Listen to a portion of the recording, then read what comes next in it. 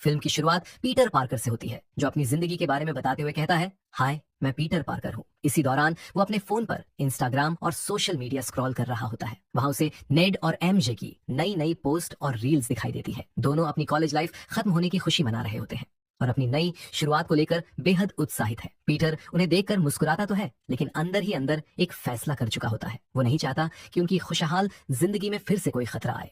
इसलिए वो उन्हें कभी ये याद नहीं दिलाता कि वही उनका पुराना दोस्त पीटर पार्कर है, और वही स्पाइडरमैन भी। पीटर के पास एमजे के लिए एक चिट्ठी भी होती है, जिसमें उसने अपने दिल की सारी बातें लिखी होती हैं। वो उसे पढ़ना शुरू करता है और उसी के साथ उसकी कहानी आगे बढ़ती है। दूसरी तरफ स्पाइडरमैन के तौर पर पीटर अब पहले से भी ज्यादा मशहूर हो चुका है। पूरी सिटी उसे अपना हीरो मानती है, यहाँ तक कि पुलिस कमिश्नर भी उस पर पूरा भरोसा करती है। दोनों की जोड़ी बिल्कुल बैटमैन और कमिश्नर गॉर्डन जैसी लगती है। पीटर लगातार शहर के खतरनाक अपराधियों को पकड़ रहा होता है। वो टॉम स्टोन, टारंटुला और स्कॉर्पियन जैसे विलेंस को हराकर डिपार्टमेंट ऑफ डैमेज कंट्रोल के हवाले कर देता है। लेकिन इस सब के बीच एक अजीब समस्या भी सामने आती है। कुछ समय से पीटर को लगातार तेज सिर दर्द हो रहा है। ये दर्द उसे शारीरिक ही नहीं, मानसिक रूप से भी परेशान करने लगा है। अपने काम को बेहतर तरीके से करने के लिए वो उसी बिल्डिंग की सबसे ऊपर वाली स्टोरेज फ्लोर भी किराए पर ले लेता है और उसे अपनी नई वर्कशॉप में बदल देता है, जहां वो अपने सभी स्पाइडरमैन गैजेट्स और एक्सपेरिमेंट्स पर काम करता है। इसी दौरान अचानक डिपार्टमेंट की एक हाई सिक्योरिटी गाड़ी बेकाबू होकर उनके वेयर हाउस से निकलती है और सीधे हेडक्वार्टर की तरफ तेज रफ्तार में बढ़ने लगती है।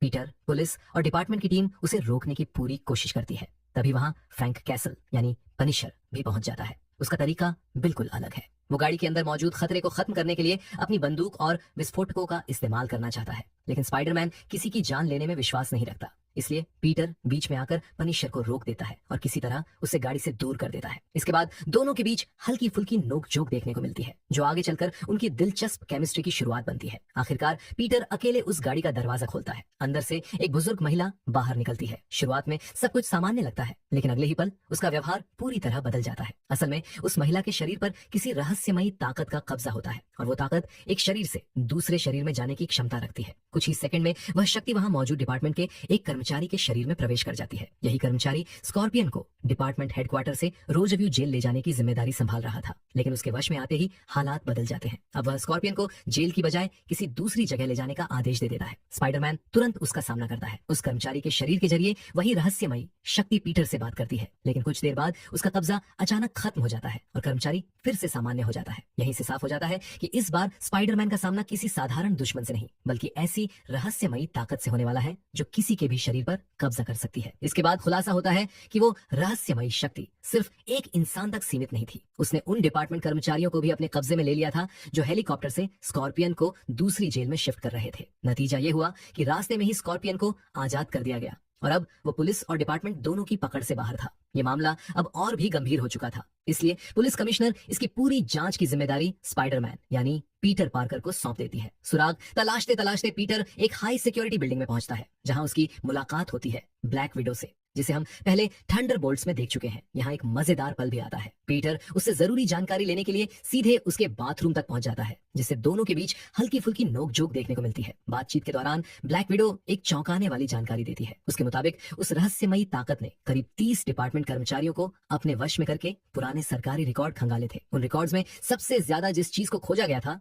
उसका नाम था वीमैक्स। ये नाम अभी भले ही मामूली लगे, लेकिन आगे चलकर पूरी कहानी का सबसे अहम हिस्सा बनने वाला है। इतनी जानकारी मिलने के बाद पीटर सीधे डीओडीसी के मुख्यालय पहुंचता है, जहां उसकी मुलाकात विभाग के डायरेक्टर विल मेट्जगर से होती है। हेडक्वार्टर में घुसने से पहले उसकी बेहद कड़ी सुरक्षा जांच होती है। पूरी बॉडी स्कैन की जाती है और हर स्तर पर उसकी पहचान की पुष्टि की जाती है। अंदर पहुंचकर पीटर डायरेक्टर से लगातार सवाल करता है, आखिर स्कॉर्पियन को क्यों छोड़ा गया, लोगों पर कब्जा करने वाली ये शक्ति कौन है, और सबसे बड़ा सवाल वीमैक्स आखिर है क्या। लेकिन डायरेक्टर हर सवाल टाल देता है। वो दावा करता है कि उसे इस बारे में कुछ भी पता नहीं है। इसी दौरान पीटर की नजर एक विशाल हाई सिक्योरिटी वॉल्ट पर पड़ती है। उसे एहसास होता है कि उस रहस्यमयी शक्ति का असली निशाना शायद इसी वॉल्ट के अंदर रखी कोई बेहद खतरनाक चीज है। यही फिल्म एक और बड़ा सरप्राइज देती है। डिपार्टमेंट के अंदर पीटर की मुलाकात द हैंड संगठन के निंजाओं से होती है। पहले तो उन्हें देखकर लगता है कि वो दुश्मन है, लेकिन डायरेक्टर बताता है कि ये लोग अब अपराधी नहीं रहे, इन्हें नई राह दिखाई गई है और अब यही निंजा डिपार्टमेंट की सिक्योरिटी टीम का हिस्सा बन चुके हैं। इन सभी घटनाओं के बाद पीटर थोड़ा सामान्य होने के लिए एक कॉफी और ग्रोसरी शॉप में पहुंचता है। तभी अचानक उसकी नजर नेड पर पड़ती है। कई महीनों बाद अपने सबसे अच्छे दोस्त को देखकर पीटर खुद को रोक नहीं पाता और चुपचाप उसका पीछा करते हुए उसके अपार्टमेंट तक पहुंच जाता है। वहीं उसकी मुलाकात एमजे और नेड से होती है। लेकिन वो अपनी असली पहचान छिपाते हुए अपना नाम बेन बताता है, जो आंट मे की याद दिलाने वाला एक भावुक पल बन जाता है। बातचीत के दौरान पता चलता है कि स्पाइडरमैन का मशहूर स्पाइडी ट्रैकर ऐप असल में नेड ने ही बनाया था। लेकिन तभी पीटर के लिए एक और बड़ा झटका सामने आता है। वो देखता है कि अब एमजे अपनी जिंदगी में आगे बढ़ चुकी है और उसका एक नया बॉयफ्रेंड भी है। दोनों को साथ देखकर पीटर अंदर से पूरी तरह टूट जाता है। उसका मानसिक तनाव अचानक इतना बढ़ जाता है कि उसकी स्पाइडर शक्तियां भी अनियंत्रित होने लगती हैं। घर लौटते ही वो बेहोश होकर जमीन पर गिर पड़ता है। अगली सुबह जब उसकी आंख खुलती है तो वो खुद को अपनी बिल्डिंग की दीवार से आधा बाहर लटका हुआ पाता है। उसे बिल्कुल समझ नहीं आता कि रात भर उसके साथ क्या हुआ। जब वो अपने मैकेनिकल वेब शूटर्स पहनने की कोशिश करता है तो वो अचानक अलग होकर गिर जाते हैं, क्योंकि अब उसके शरीर से सीधे ऑर्गेनिक वेब निकलने लगे थे। सिर्फ इतना ही नहीं, उसकी स्पाइडर सेंस भी पहले से कई गुना ज्यादा शक्तिशाली हो चुकी थी। अब उसे दूर दूर की आवाजें भी साफ सुनाई देने लगी थी और हर छोटी सी हलचल उसका दिमाग महसूस कर रहा था।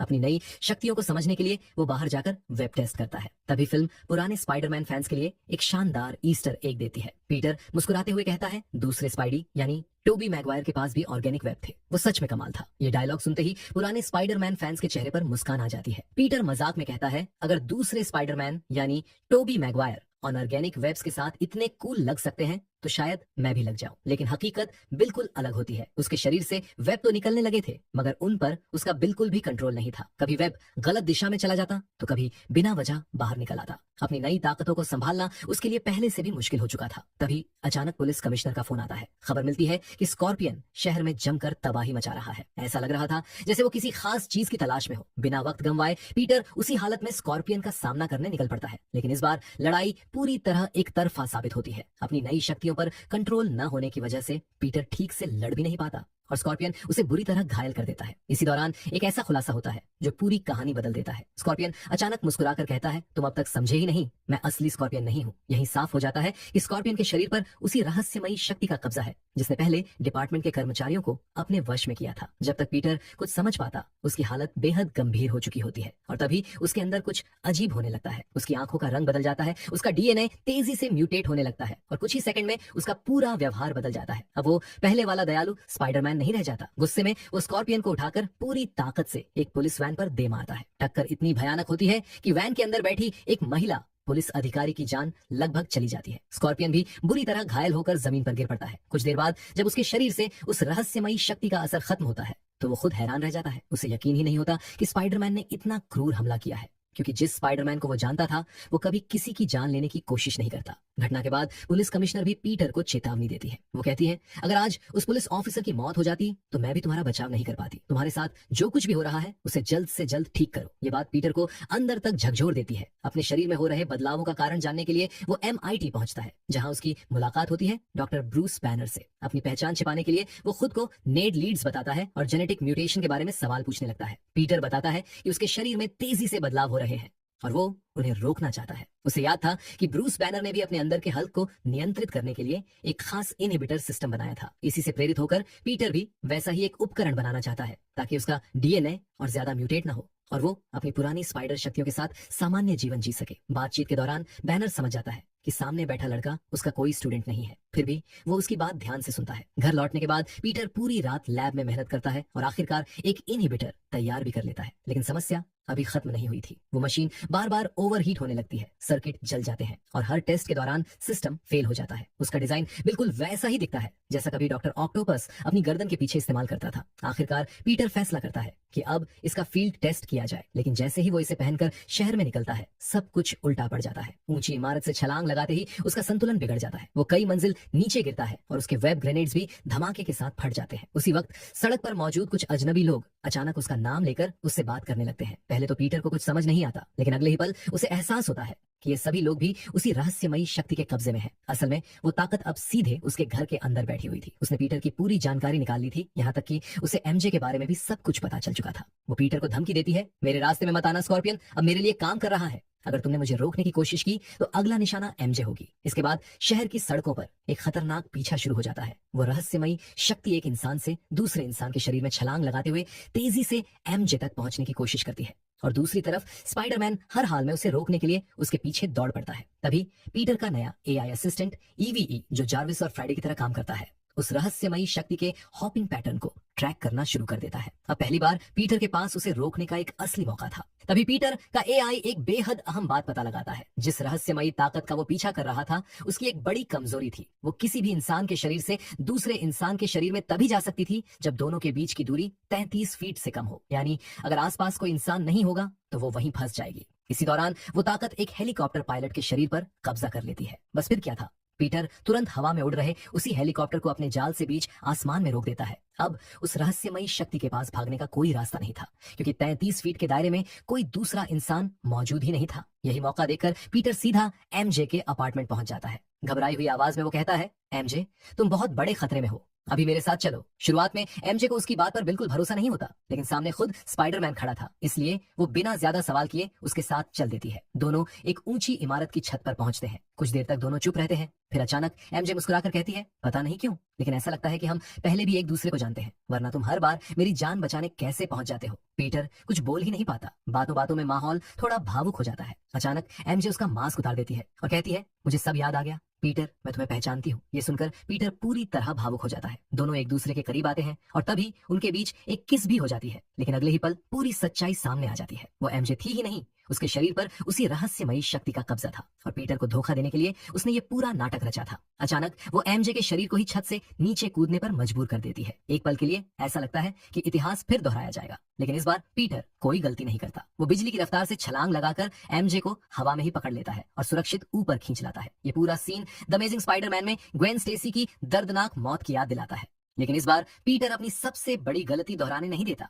जैसे ही दोनों संभलते हैं, नीचे एक काली लग्जरी कार आकर रुकती है। उसमें से एक बटलर बाहर निकलता है, लेकिन असली खेल तो अभी शुरू होना था। वो रहस्यमयी शक्ति अब उसी बटलर के शरीर से पीटर से बात करने लगती है। वो ठंडी आवाज में कहती है, मेरे रास्ते में मत आओ, वरना एमजे के साथ क्या होगा इसकी कल्पना भी नहीं कर सकते। इतना कहकर बटलर वापस कार में बैठता है और गाड़ी वहां से निकल जाती है। इसी दौरान पीटर को एक और बड़ा खुलासा होता है। अब उसे समझ आ जाता है कि इस पूरी साजिश के पीछे कोई साधारण इंसान नहीं, बल्कि जीन ग्रे है। ये नाम सुनते ही खतरा पहले से कई गुना बड़ा महसूस होने लगता है। एमजे की सुरक्षा के लिए पीटर उसे सीधे फ्रैंक कैसल यानी पनिशर के अड्डे पर ले जाता है। ये जगह किसी घर से कम और हथियारों से भरे युद्ध क्षेत्र जैसी ज्यादा लगती है। अंदर घुसते ही दोनों गलती से कई खतरनाक ट्रैप्स एक्टिवेट कर देते हैं और बड़ी मुश्किल से अपनी जान बचाते हैं। पीटर फ्रैंक से कहता है, एक बार मैंने तुम्हारी जान बचाई थी, आज मुझे तुम्हारी मदद चाहिए, प्लीज एमजे को सुरक्षित रखो। फ्रैंक हमेशा की तरह मुस्कुराकर जवाब देता है, मुझे तब भी तुम्हारी मदद की जरूरत नहीं थी। लेकिन आखिरकार वो मान जाता है। एमजे अब फ्रैंक की सुरक्षा में थी। घर के अंदर जाते हुए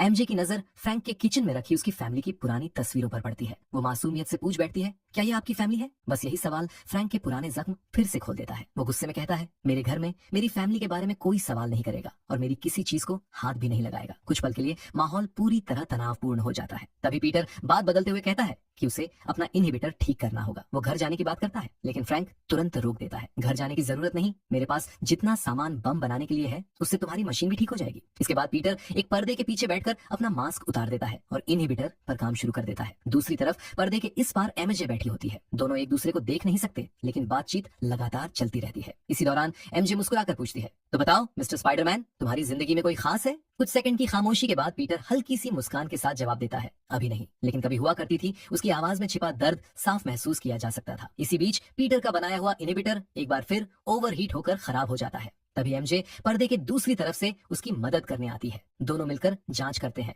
और पता चलता है कि पीटर के सूट और मास्क से निकल रही रेडिएशन फील्ड ही इनहिबिटर को बार बार खराब कर रही है। एमजे अपने कोडिंग स्किल से सिस्टम में कुछ बदलाव करती है और आखिरकार इनहिबिटर सही तरीके से काम करने लगता है। यही पीटर एक यूनिवर्सल इनहिबिटर भी तैयार करता है, जिसे किसी भी सुपर पावर वाले इंसान पर इस्तेमाल किया जा सकता था। उसका असली निशाना थी जीन ग्रे, ताकि उसकी टेलीकिनेटिक शक्तियों को रोका जा सके। लेकिन तभी एक इमरजेंसी खबर आती है। जीन ग्रे ने डिपार्टमेंट ऑफ डैमेज कंट्रोल के हेडक्वार्टर पर हमला कर दिया था। वो वहां छिपी रहस्यमयी चीज वीमैक्स को हासिल करने पहुंच चुकी थी। पीटर बिना समय गंवाए इनहिबिटर लेकर वहां निकल पड़ता है। उधर एमजे पनिशर से कहती है, जिसने कभी तुम्हारी जान बचाई थी, आज उसे तुम्हारी जरूरत है। इतना सुनते ही पनिशर भी हथियार उठाकर पीटर की मदद के लिए निकल जाता है। लेकिन हेडक्वार्टर पहुंचते ही पीटर के होश उड़ जाते हैं। वहां प्रोफेसर हल्क पहले से मौजूद था। असल में जीन ग्रे ने उसके दिमाग पर कब्जा कर लिया था और उसका इनहिबिटर हटाकर उसे अपने कंट्रोल में कर लिया था। पीटर उसे रोकने की कोशिश करता है, लेकिन जीन उसकी एक नहीं सुनती। अचानक हल्क जीन के कंट्रोल से भी बाहर निकल जाता है और पहले से कहीं ज्यादा खतरनाक सैवेज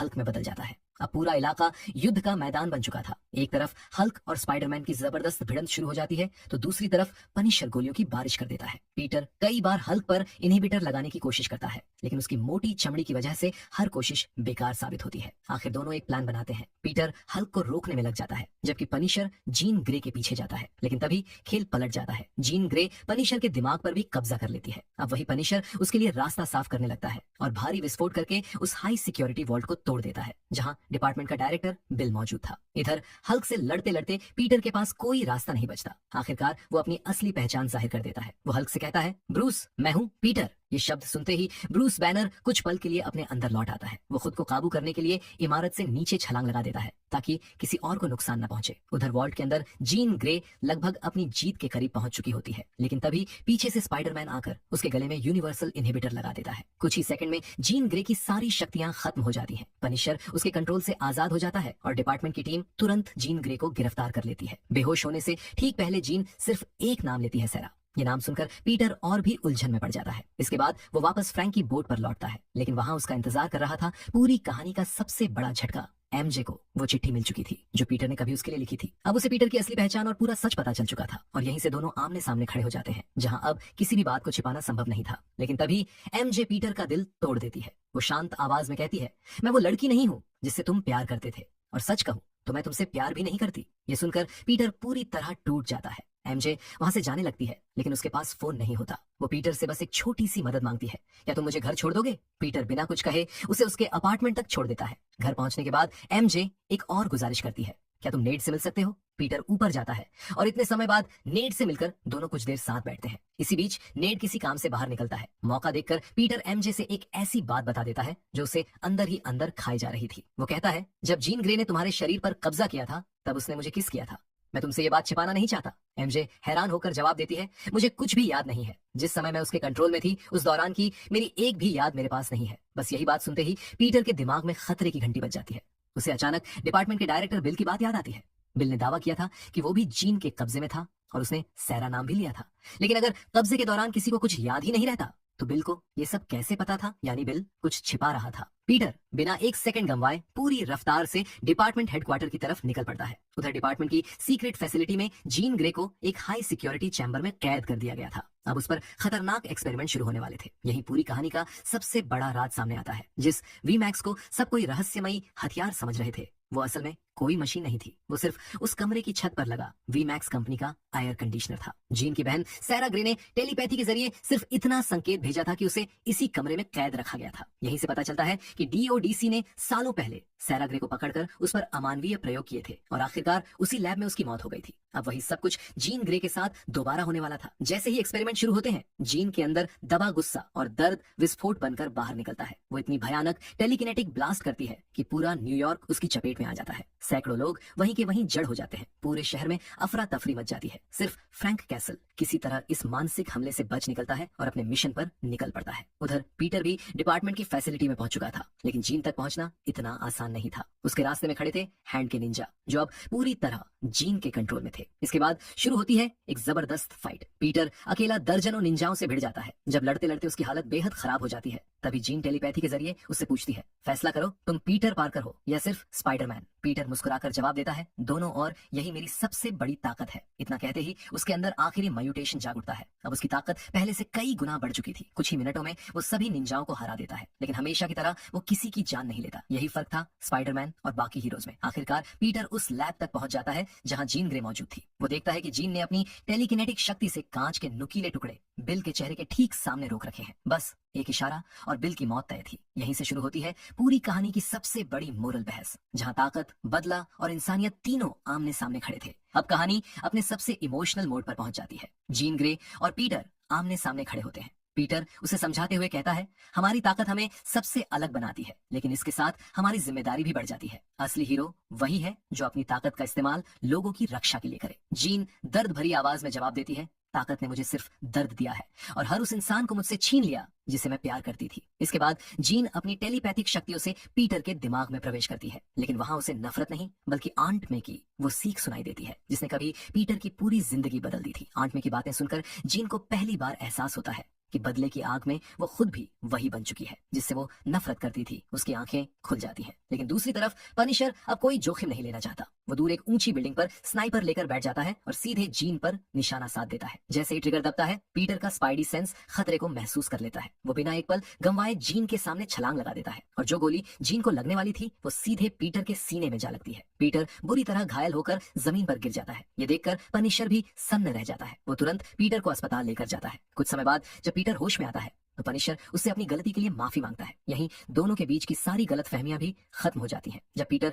अस्पताल से बाहर निकलता है तो बाहर का नजारा देखने लायक होता है। पूरा न्यूयॉर्क अपने हीरो का इंतजार कर रहा था। हजारों लोग सिर्फ स्पाइडरमैन की एक झलक पाने के लिए वहां खड़े थे। इसी बीच पनिशर मजाक में स्पाइडरमैन का मास्क पहनकर खिड़की से लोगों की तरफ हाथ हिलाने लगता है, जिससे माहौल थोड़ा हल्का और मजेदार बन जाता है। इसके बाद पीटर उसी कॉफी शॉप में पहुंचता है जहां उसकी पहली मुलाकात नेड से हुई थी। वो मुस्कुराते हुए कहता है, हाय आई एम पीटर। दोनों अपना पुराना आइकॉनिक हैंडशेक करते हैं। बस उसी पल नेड को सब कुछ याद आ जाता है। उसे समझ में आ जाता है कि यही पीटर पार्कर असली स्पाइडरमैन है। इसी भावुक पल के साथ फिल्म खत्म हो जाती है। आखिर में दिखाया जाता है कि जीन ग्रे अपनी गलतियों को स्वीकार कर चुकी है और अब भविष्य में स्पाइडरमैन के साथ मिलकर दुनिया की रक्षा करेगी। तो दोस्तों, आपको हमारी यह एक्सप्लेन वीडियो अच्छी लगी हो तो प्लीज एक लाइक करके शेयर कर दो दोस्तों के पास और कमेंट्स करके बताना आपको यह फिल्म कैसी लगी।